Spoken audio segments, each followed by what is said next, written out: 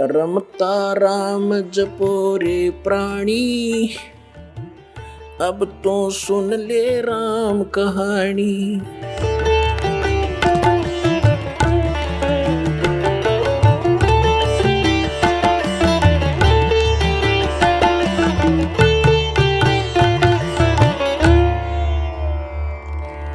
उन्होंने यही बताया, क्या बताया? मन तू चल रे सुख के सागर, जा शब्द सिंधु रत्नागर। आदरणीय गरीबदास साहिब जी को परमात्मा सचखंड लेकर गए थे और फिर उनको वापस छोड़ा था, अपना गवाह बनाया था, उनको समझाया था, बेटा ये काल के जाल में फंसे हुए हैं आपके सभी भाई बहन, और इनको समझाना है, ये ज्ञान मैंने तुझे दिया है, इसको प्रमाणित करके जाना। अब गरीबदास साहिब जी की वाणी अभी 150-200 वर्ष पहले लिखी गई, 250 वर्ष पहले, और दास उसी गरीबदास जी के पंथ से ही आगे आया है, और दास खूब परिचित है। परमात्मा ने ऐसी सख्त हिदायत दे रखी थी गरीबदास जी को, और गरीबदास जी ने आगे फिर ऐसी सख्ती से काम लिया कि इस वाणी में अगर किसी ने फेर बदल किया तो उसकी वो खैर नहीं रहेगी।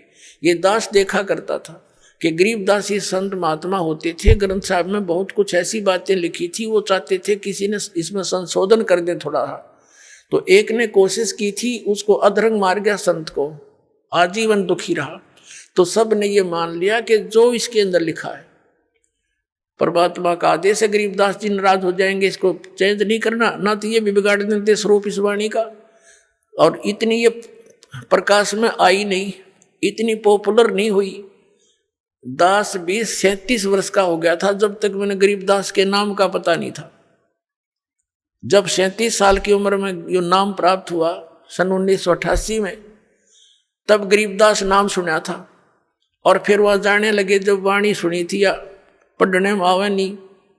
इस प्रकार की अमरवाणी हमने कभी देखी ना, हमने तो हनुमान चालीसे पढ़े थे, ये सारी और तरह की वाणी। और उसमें जब ये बताने लगे जिसमें कुछ ऐसी बातें हैं, परमात्मा जैसे अपने बच्चों को धमका देता है सभी पंथों और ग्रंथों वालों अन्यों को, ऐसी वाणी भी लिखी है। तो फिर किसी ने बताया कि भाई ये ऐसी ऐसी वाणी में सुधार करना चाहिए, तो वो दूसरा महात्मा कह रहा था इसमें छेड़ मत देना। एक दो ने ऐसे किया था, वो ऐसे ऐसे बहुत दुखी हो गए थे, मालिक ने जो बोल रखी है वाणी में परिवर्तन नहीं होना चाहिए। तो इस दृष्टिकोण से इसमें बिगाड़ नहीं हो पाया, ये एज इट इज मिल गई हमने। परमात्मा ने इसका दोबारा इसलिए दिया था क्योंकि कबीर सागर में इन काल के दूतों ने गड़बड़ कर दी थी। उस अक्षति को पूर्ति करने के लिए गरीबदास जी के माध्यम से अपनी वाणी का, उस यथार्थ ज्ञान का पुनः प्रकाश करवा दिया। अब क्या बताते हैं, हमने अपने को ये विश्वास हो जाना कि सतलोक क्या वस्तु है, तो वहां की रुचि इतनी दृढ़ बन जाएगी आपकी, आप सपने में भी यहां की किसी वस्तु को सोच नहीं सकते। इस ज्ञान से होगा। जैसा भी ये नकली पंथ ये बताते रहे, सतलोक के गुण गाते रहे, सचखंड सतलोक कहते रहे, सतपुरुष भी याद था इनके, लेकिन इनको ये नहीं मालूम सतनाम क्या है, सतपुरुष कौन है, सतनाम क्या है, सतलोक क्या है, सार शब्द क्या है। वही सतपुरुष, वही सतनाम, वही सार शब्द, वही सार नाम है, और वही सतनाम, वही सार शब्द कोई तो कोई इनका। और सतलोक में कुछ नहीं, वहाँ प्रकाश ही प्रकाश है, चेतन ही चेतन है। आत्मा उसमें जाकर ऐसे मिल जाती है जैसे बूंद समुद्र में। ये तो इनका ज्ञान। और फिर समाधान, पांचों नाम काल के जाप करो, यो इनका समाधान। और जाओ सतलोक ये फूटे भाग तरे, टिकट तल कटवारे लोग कलबस की। और जाना था हमने 7 समुद्रों पार, जहाज की टिकट चाहिए थी, वह उनके पास नहीं। और बात करें हम जाएंगे दूसरे देश में, यानी दूसरे देश से स्वदेश आना हो, टिकट तो ले रखी लोकल बस की, और बताओ इन नौके जहाज की सतलोक हिंदुस्तान आवांगे, तो वो जहाज की टिकट तो अलग से होती है, वो लोकल बस की टिकट से अलग होती है। तो ये सतनाम जो है ये यहाँ से सतलोक जान की टिकट है। और सार नाम फिर इस पर दुर का पंच लग जाएगा, ले बात बन गई, फिर वहीं पहुंचेंगे हम सतलोक में। तो वहां ऐसी सृष्टि है जो यहाँ तो काल ने डुप्लीकेट बनवा रखा, सारा मटेरियल नकली, 5 तत्व 3 गुण से। ये नासवान है सारा कुछ, यहाँ के सब भगवान, इनके देवता कृत्रिम, ये सब नासवान है। और वहां सतलोक के अंदर अभी परमात्मा ने अभिज्ञान सुनाते हैं, जैसा कि श्रीमद् भगवत गीता अध्याय नंबर 7 के श्लोक 29 में कहा है कि तत्ब्रह्म को जानकर और सारे अध्यात्म ज्ञान से परिचित, सभी कर्मों से परिचित प्राणी केवल जरा और मरण से, जरा माने वृद्ध अवस्था बुढ़ापा, मरण माने मृत्यु से छूटने का प्रयत्न करते हैं, वे उस तत्ब्रह्म को जानते हैं।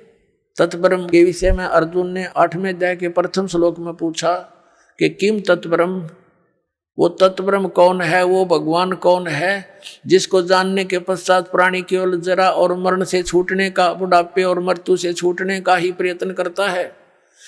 8वें अध्याय के 3रे श्लोक में गीता जी में गीता ज्ञानदाता ने कहा वो परम अक्षर ब्रह्म है, यानी गीता ज्ञानदाता से अन्य है और वो वास्तव में अविनाशी परमात्मा है। गीता जी अध्याय नंबर 15 के श्लोक नंबर 17 में कहा है कि उत्तम पुरुषत्व अन्य परमात्मा इति उदाहरते, यह लोक तरम अविश्य विवृति अवैश्वर है, वो अविनाशी परमात्मा है।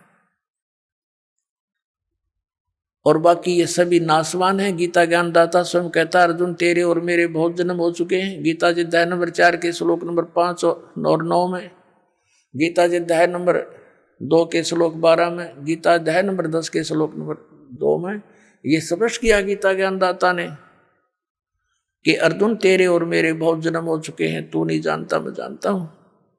तो गीता ज्ञानदाता नासवान, और गीता अध्याय नंबर 15 के श्लोक नंबर 16 और 17 में 2 पुरुष बताए हैं, वो दोनों नासवान, सर पुरुष और अक्षर पुरुष, क्योंकि उसमें स्पष्ट किया है कि ये और इनके अंतर्गत जितने प्राणी हैं सब स्थूल इनका नासवान है, जीवात्मा तो किसी की मरती नहीं। इसलिए 15वें अध्याय के 17वें श्लोक में कहा कि उत्तम पुरुषत्व अन्य है परमात्मा इति उदाहरते, जिसे परमात्मा कह सकते हैं वो है परमात्मा, श्रेष्ठ आत्मा। श्रेष्ठ आत्मा वो होती है जो कभी दुख नहीं दे के और सुख सुख देता है। और जहाँ गेला टांग काटे और मौत करे और बढ़िया मोहन भोजन खिलावे, काजू किशमिश, तो श्रेष्ठ आत्मा थोड़ा हुआ।